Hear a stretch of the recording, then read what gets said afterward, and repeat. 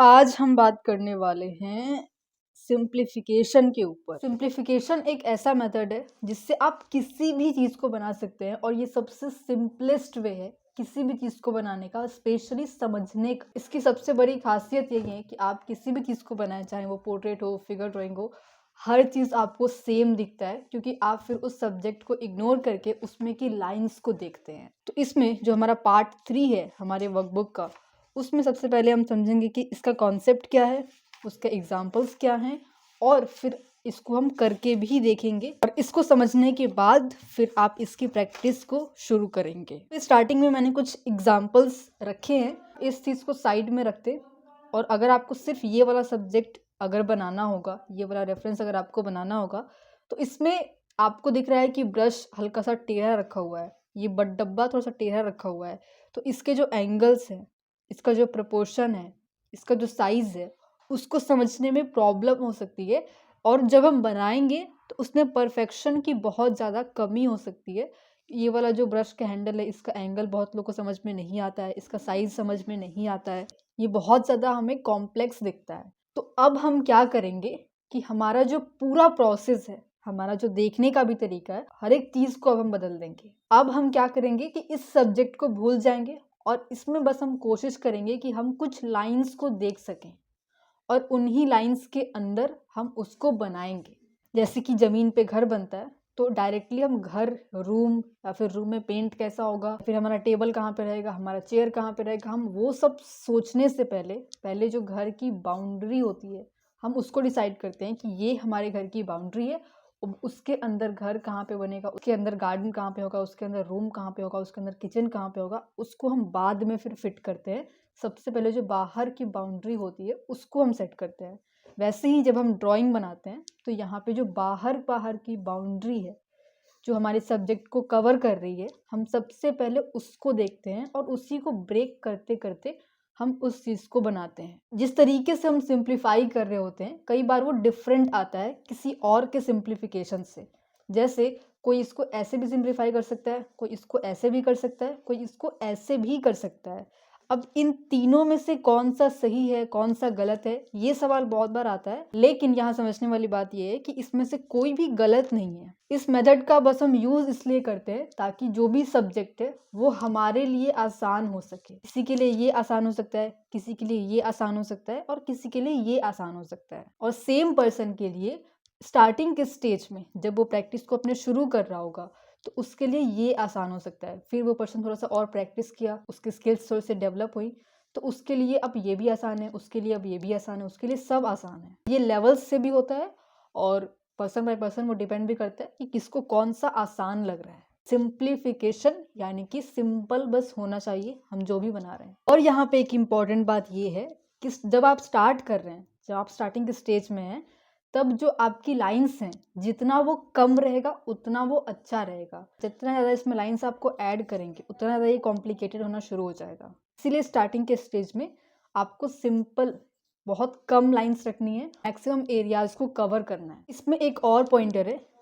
अब यहाँ पे अगर आप देखो तो इसमें जब हमने सिंप्लीफाई किया हुआ है तो ब्रश का हैंडल ऊपर से छूट गया है, यहाँ पे भी ब्रश का हैंडल छूट गया है, यहाँ पे एक्स्ट्रा पार्ट्स हम कवर कर रहे हैं अपने सिंप्लीफिकेशन के अंदर।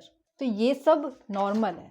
आपको देखना है कि आपकी लाइंस कितनी बड़ी हो सकती हैं, प्लस में कम हो सकती हैं, और आपके लिए सिंपल रह सकती हैं। इसके लिए हम चाहें तो अलग से भी ऐसे लाइन बना सकते थे, लेकिन वो थोड़ा सा कॉम्प्लिकेटेड हो जाता।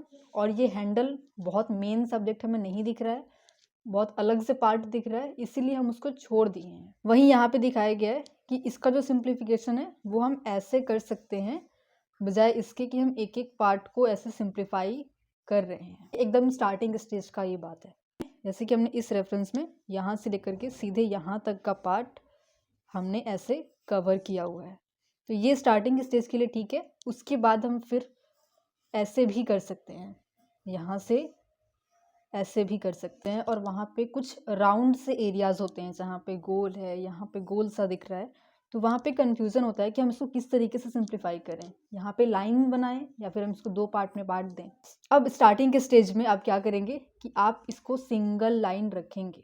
यहाँ पे हम इसको ऐसे भी कर सकते थे, वो भी सही है, वो भी बिल्कुल हम कर सकते हैं, लेकिन स्टार्टिंग के स्टेज में आपको कोशिश करना है कि जहाँ पे पार्ट्स बहुत छोटे छोटे से हैं वहाँ पे आप लाइंस को बहुत डिवाइड ना करें, वहाँ पे बड़ी बड़ी सी लाइंस आप बस बनाएं। और सेम चीज़ कि कुछ टाइम प्रैक्टिस करने के बाद आप इसमें और लाइंस को ऐड कर सकते हैं यहाँ से, और इसको आप ब्रेक भी कर सकते हैं, उसमें कोई दिक्कत नहीं है। तो ये है अभी तक के पॉइंटर्स सिंप्लीफिकेशन के बारे में। यहाँ तक आई होप कि आपको सब कुछ क्लियर होगा, आपने सारे पॉइंटर्स बना लिए होंगे कि इसमें क्या क्या चीज़ें इंपॉर्टेंट है, इसको क्या कहा जाता है, क्या करना है क्या नहीं करना है, ये सब चीज़ें आपने अभी तक नोट कर ली होंगी। हम इसको लेते हैं, यहाँ पे गोल गोल से पार्ट्स हैं तो वो वाला पॉइंट भी कवर हो जाएगा। अब हमें ट्राई करना है कि हमारा जो सिंप्लीफिकेशन है वो 4 से मैक्सिमम 8 लाइंस, 7 लाइंस इतने में हमारा कवर हो जाए। अब अगर आप यहाँ पे इन सब को इग्नोर करके इसमें लाइंस को आप देखने की कोशिश करें, इसके बाउंड्री को समझने की कोशिश करें, सबसे पहले आपको यहाँ पे एक लाइन दिखेगा, ठीक है।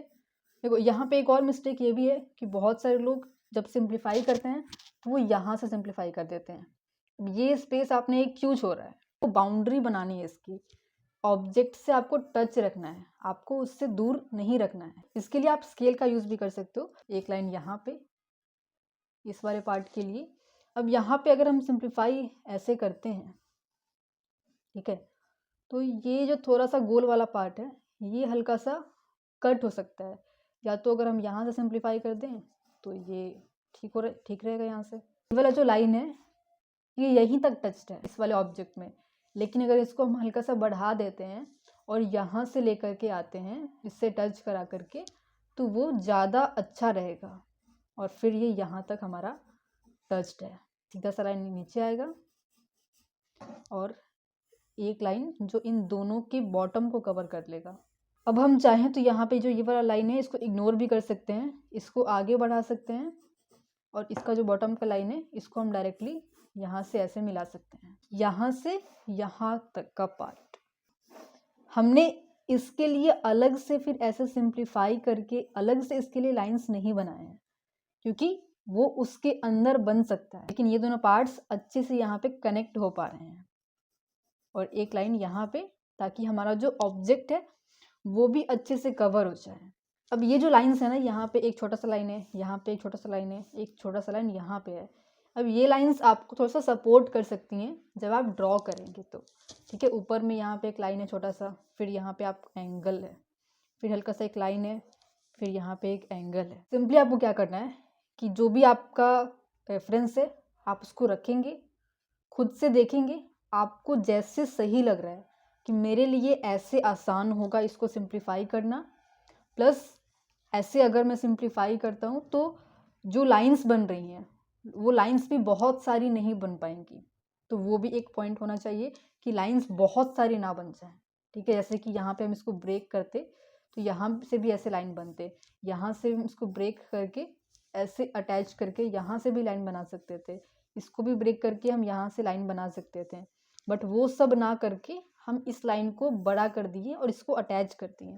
इसको हम यहाँ से अटैच कर दिए और इसको हम यहाँ से ऐसे एक बार में अटैच कर दिए। कुछ कुछ पार्ट्स को हम छोड़ते भी हैं, कुछ कुछ पार्ट्स को हम एक्स्ट्रा भी लेते हैं। इस रेफरेंस को यहाँ पे ड्रॉ करेंगे फ्री हैंड, तब हम पहले इसको ऐसे सिंप्लीफाई करेंगे या फिर अपने माइंड में हम इसको ऐसे सिंप्लीफाई करेंगे, फिर नेक्स्ट स्टेप में हम इसको सिंप्लीफाई ऐसे कर सकते हैं, फिर नेक्स्ट स्टेप में हम इसको यहाँ से ऐसे कट कर सकते हैं। तो वो आगे के स्टेप्स हैं। आपका टास्क है कि आप इसको सिंप्लीफाई करिए, स्क्रीनशॉट लेकर के आप इसको सिंप्लीफाई करिए और इस व्हाट्सएप नंबर पे सेंड करिएगा कि आपने इसको कैसे सिंप्लीफाई किया और कौन कौन से पॉइंटर्स को आपने ध्यान में रखा था इसको सिंप्लीफाई करते वक्त। Okay, done. अब हम आगे बढ़ते हैं। चाहे कैसा भी पोज हो, हर एक चीज़ के लिए आप इसको यूज़ करेंगे। तो सबसे पहले हम इसी को सिंप्लीफाई करते हैं। आप बोल जाए कि ये क्या है, लड़की है या फिर इसका दुपट्टा इस तरीके से, ये इस तरीके से बैठी हुई है। सबसे पहले उसको भूलना इंपॉर्टेंट है, उसके बाद आप इसमें लाइंस को देखने की कोशिश करिए। यहाँ पे जो हाथ का पार्ट है ये 2 पार्ट में भी हो सकता है, एक यहाँ से फिर एक यहाँ से, और एक सिंगल लाइन में भी ऐसे हो सकता है। इसको डिवाइड कर देते हैं, ठीक है। वो हो सकता है वैसे भी, एक लाइन यहाँ से हो गया, ठीक है, यहाँ से लेकर के यहाँ तक, और एक ये पैर के लिए हो गया, एक यहाँ पे हमें दिख रहा है एक हमें यहाँ पे दिख रहा है। यहाँ पे भी सेम है, ये ऐसे डिवाइड करके भी हो सकता है और ये ऐसे एक बार में भी हो सकता है। तो यहाँ पे हम एक बार रखते हैं ऐसे। ऐसे अलग से भी सिंप्लीफाई हो सकता है और डायरेक्टली ये हेड पे भी सिंप्लीफाई हो सकता है। तो अभी के लिए हम इसको डायरेक्टली हेड के ऊपर करते हैं और ये हाथ को हम छोड़ रहे हैं अभी के लिए और डायरेक्टली इसको हम यहाँ से इसको मिला रहे हैं इस लाइन से। यानी कि जो हमारा सिंप्लीफिकेशन है वो इस तरीके का है। ये वाला हमारा सिंप्लीफिकेशन है। पे हमने हाथ को छोड़ दिया, हम इसको ले भी सकते थे।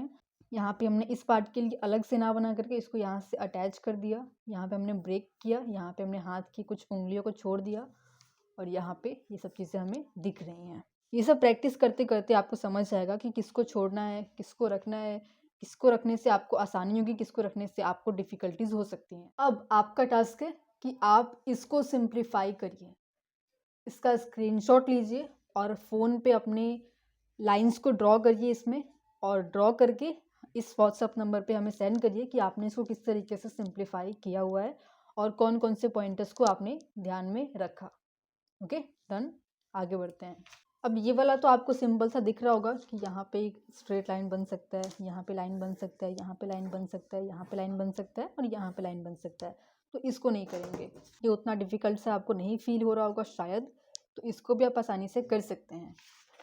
हम इसको सिंप्लीफाई करते हैं। तो ये हमने बना दिया एक लाइन हमें यहाँ से दिख रही है स्ट्रेट इस पैर के लिए, बट फिर पीछे का जो पैर है वो भी हमें दिख रहा है। तो यहाँ पे हम क्या कर सकते हैं कि इसको ना बना करके और इसको भी अलग से ना बना करके हम इस पार्ट को यहाँ से कनेक्ट कर सकते हैं।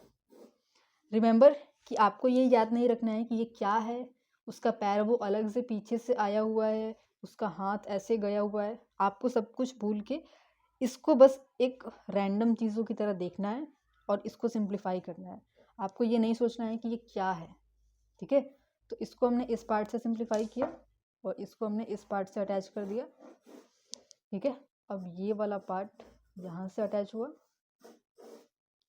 ये वाला यहाँ से, और हम चाहें तो इस हाथ को अगर इग्नोर कर दें तो ये वाला पार्ट सीधे यहाँ पे आ जाएगा, ठीक है। और ये वाला पार्ट यहाँ पे सीधे जाएगा और ये वाला सीधे यहाँ पे आएगा। या फिर इसको और सिंपल रखते हुए हम ऐसे कर सकते हैं कि इसको हम इस पार्ट से अटैच कर देते हैं, ठीक है। और इस हाथ को हम सिंपली इस हाथ से अटैच कर देते हैं, या फिर एक बार ऐसे मुंडे से अटैच हो गया, फिर दूसरी बार भी हमने इसको हाथ से ऐसे अटैच कर दिया, फिर इसको हमने यहाँ से अटैच कर दिया। तो ये अंदर के जो भी लाइंस है हम इसको इग्नोर कर सकते हैं, और ये जो बाहर बाहर की लाइंस हमें दिख रही हैं हम इसको भी बना सकते हैं।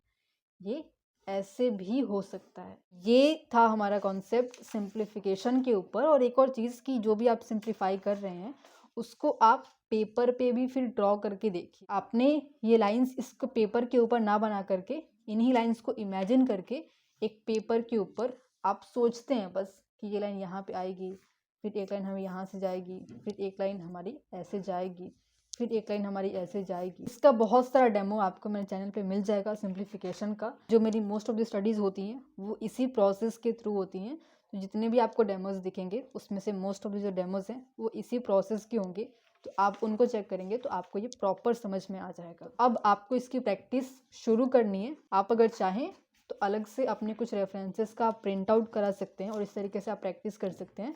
स्टार्ट करना है आपको स्टिल लाइफ से, still life, animals, birds, flowers, ये सब का, और फिर आप ग्रेजुअली आगे बढ़ सकते हैं डिफ़िकल्ट सब्जेक्ट्स की तरफ, डिफ़िकल्ट रेफरेंसेस की तरफ। और आप अगर इस वर्कबुक के थ्रू काम करना चाहते हैं इसमें आपको ये सारे पॉइंटर्स मिलेंगे प्रॉपर, और इसके अलावा जो और भी एक्सरसाइजेज हैं हमारे वर्कबुक में, अगर आप इन सब के ऊपर हमारे साथ में प्रॉपर वर्क करना चाहते हैं तो इस व्हाट्सअप नंबर पे अपना नाम और वर्कबुक डिटेल्स लिख करके सेंड करिएगा। आपको इस वर्कबुक का डिटेल्स मिल जाएगा, फिर आप इसको परचेस करके इस पे वर्क शुरू कर सकते हैं। और जो भी आपके प्रैक्टिस वर्क्स होंगे उसको आप रेगुलर बेसिस पे हमारे कम्युनिटी में चेक भी करा सकते हैं, ठीक है। तो अब इसकी प्रैक्टिस शुरू करिए प्रॉपरली, और अब हम आपको मिलते हैं आगे के चैप्टर में जहाँ पे हम बाकी की एक्सरसाइजेज भी करेंगे। सो मेक श्योर कि आप इस चैनल को सब्सक्राइब कर दीजिएगा ताकि आगे के लेसन्स भी आपको टाइम पे मिल जाए।